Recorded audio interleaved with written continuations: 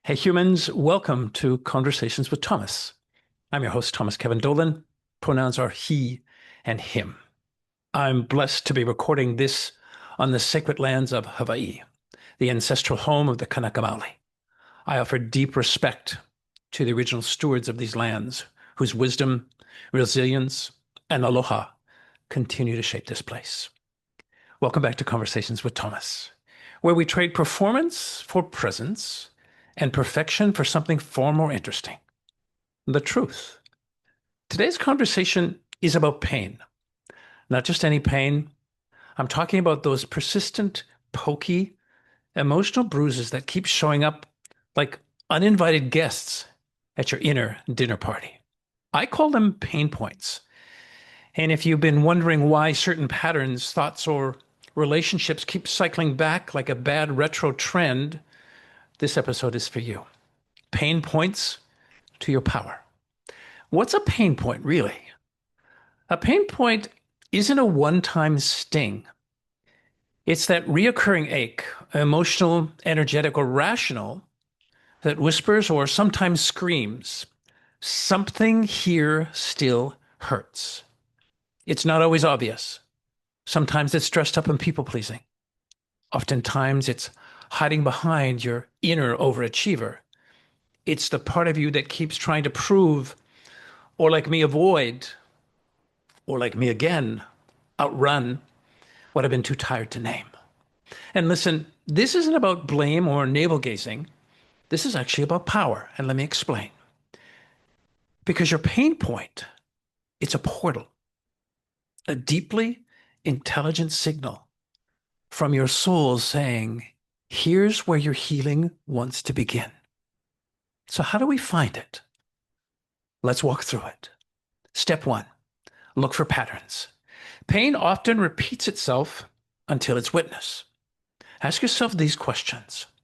What situations keep activating strong emotional reactions in me? Where do I end up again and again, even when I swear I'm doing things differently? And whisper this one. What do I avoid but can't seem to escape? These questions are mere invitations, not interrogations. Be kind as you ask them. Because patterns don't mean you're broken. They mean there's something you haven't yet resolved. If you're noticing a theme like abandonment, invisibility, control, or rejection, I want to invite you to write it down. Naming the pattern is the first way to interrupt it. Here's the science to back this up. A study from the American Psychological Association found that unresolved emotional pain, especially from childhood, tends to reproduce itself through behavior until it's acknowledged. In other words, what we don't heal, we often reenact. Neuroscientist Dr. Lisa Feldman Barrett also reminds us this is actually really cool. Your brain isn't trying to make you happy. It's trying to keep you safe by predicting what's familiar. So pain that's old and unprocessed, it becomes a default setting, not because it has any truth connected to it, but simply because your brain knows it, because it's known. Your job isn't to shame the pain, it's to see it with new eyes. Step two, listen to the inner critic. We all have one. The loudest voice in your head, often the most wounded one. So here's your next clue. What do you harshly judge in yourself? What are you terrified? What are you terrified others will find out? Your inner critic isn't just mean. It's trying to protect an old, tender place inside you. But protection isn't the same as peace. So when your critic is loud, ask this. What pain is this voice trying to cover up? Behind most shame is a pain point, waiting to be held. Not fixed, not solved, held. Here's an exercise to support you in finding a pain point. You may need a notebook, or if you're at a level of tech I'm not at, maybe open up a voice memo and answer these three questions. The first one, what's one pattern in my life that causes me pain again and again? What's one pattern in my life that causes me pain again and again? The second question, what do I believe about myself because of that pattern? What do I believe about myself because of that pattern? And the third question, what's the earliest memory I have of feeling that way? Take a breath, just like I am, and then ask this. What part of me still believes that pain is the truth? This isn't about digging for trauma. It's about gently noticing the places where your story got interrupted. Give that part of you a name, an image, maybe even a voice. You're not doing this to relive the pain. You're doing it to witness it and reclaim your power from it. You're doing it to witness it and reclaim your power from it. Step 3, trace the story beneath the pain. That's where the pain always lies. It's underneath it. And this may take some courage. All pain comes from a story you've made up that is most likely bullshit. Here's a few that are familiar to me. This always happens to me. I'm not good enough. If I let my guard down, I'll be abandoned. So when something hurts, pause and ask, what story am I telling myself about this? Is this pain new, or is it something old in a new disguise? Most pain points are old stories in new clothes. You think you're upset about a missed text. But let me tell you about the moment I realized it wasn't about the friggin' text at all. A few years ago, someone I cared deeply about didn't reply to a text message I'd sent. Not a dramatic situation. Just one of those, hey, thinking of you, texts that went nowhere. Absolutely nowhere. And wow, did I spiral. I told myself stories. They don't care. They don't love me. They don't like me. I'm too much. I shouldn't have reached out. But when I paused, and I mean really paused, and got in touch with the part of me that was connected to that story that happened to be an 8-year-old boy, I realized the pain wasn't about the person that I'd sent the text to. It was about me. And more specifically, the 8-year-old version of me I just told you about. This beautiful 8-year-old boy used to wait by the phone, hoping someone, anyone, would check in, show up, noticed. So my activation was the 8-year-old in me, not the adult.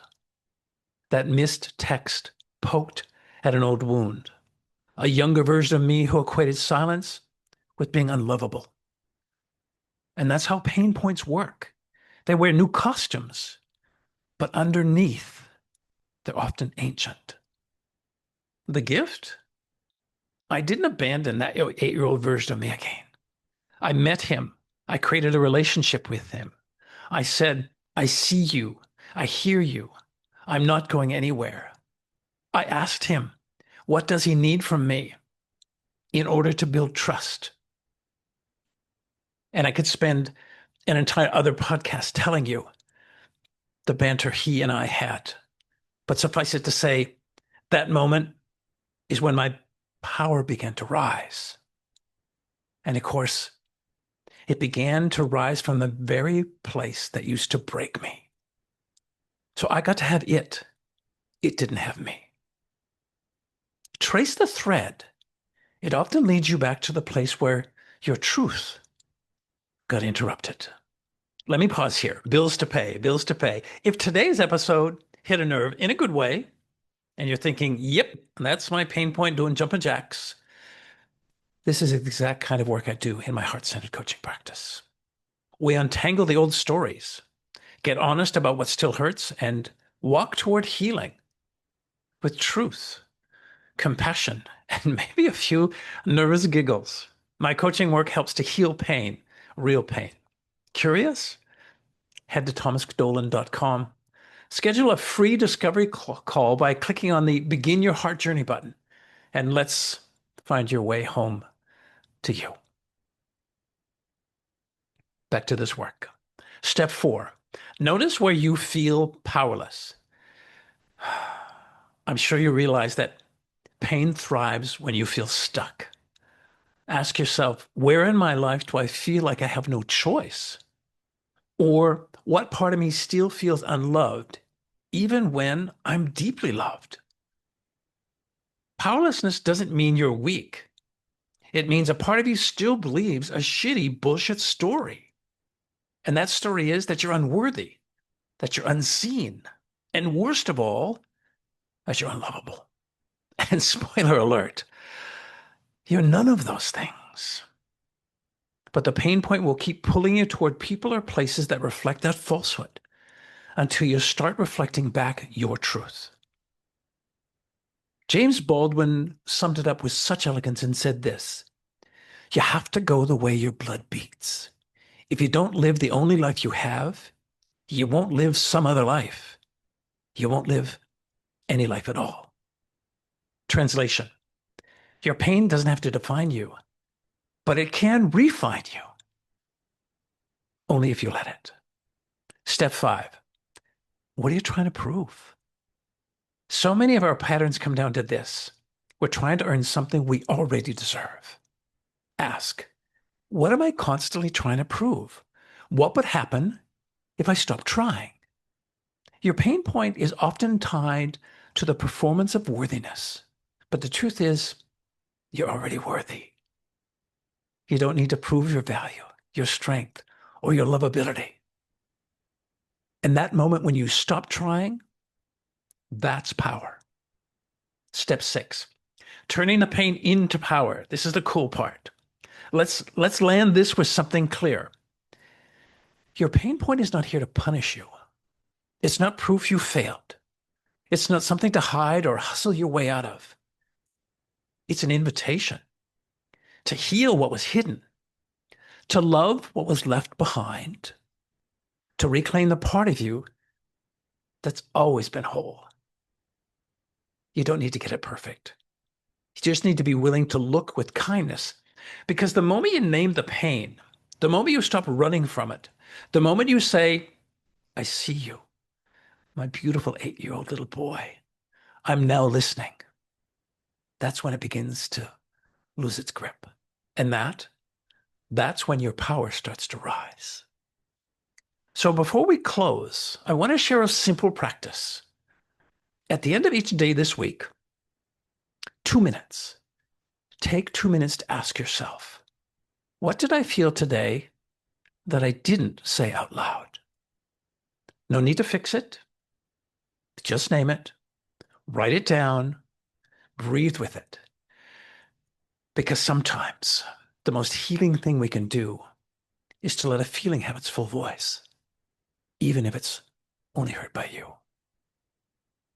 Because your truth begins with your own recognition.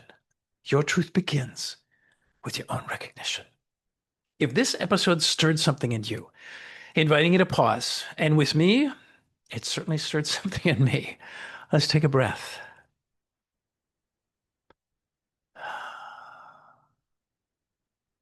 And if you need to, write something down. Perhaps you can share it with someone safe.